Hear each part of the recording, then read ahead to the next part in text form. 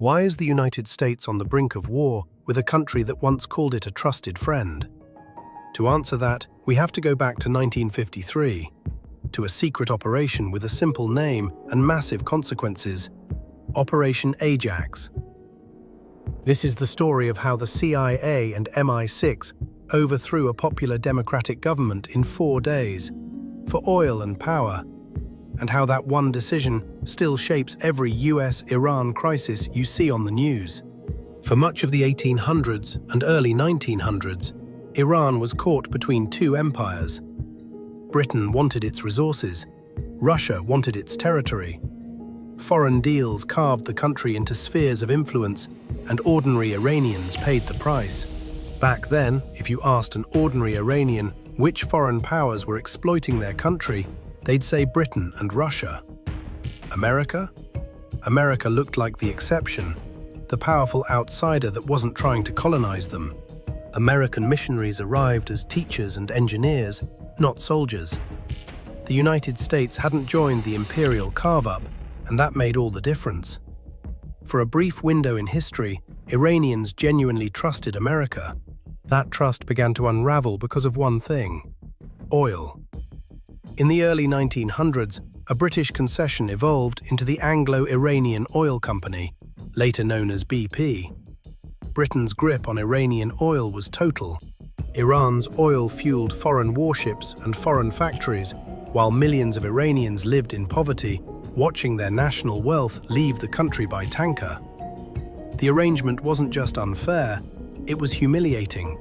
In 1951, a fiery elderly lawyer named Mohammad Mossadegh became prime minister and did the unthinkable. He nationalized Iran's oil industry. Mossadegh wasn't trying to start a global revolution. He was a nationalist who believed Iran's oil should serve the Iranian people.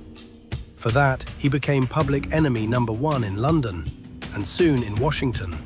Britain hit back with embargoes and legal warfare, choking Iran's economy. But Mossadegh wouldn't back down, and so London turned to its most powerful ally for help. In 1953, British intelligence and the CIA agreed on a covert plan to remove Mossadegh and hand full power to the Shah, Iran's young monarch. The operation was codenamed Ajax, and it would become Washington's first major Cold War regime change project. The playbook was ruthless. American and British operatives planted fake stories in Iranian newspapers, bribed politicians and military officers, and paid street gangs to stage violent riots that they could blame on Mossadegh's government. The first attempt actually failed. The Shah panicked and fled the country, but the CIA pressed on, and on August 19, 1953, a second wave of paid mobs and royalist soldiers stormed the streets of Tehran. By nightfall, Mossadegh's government had fallen.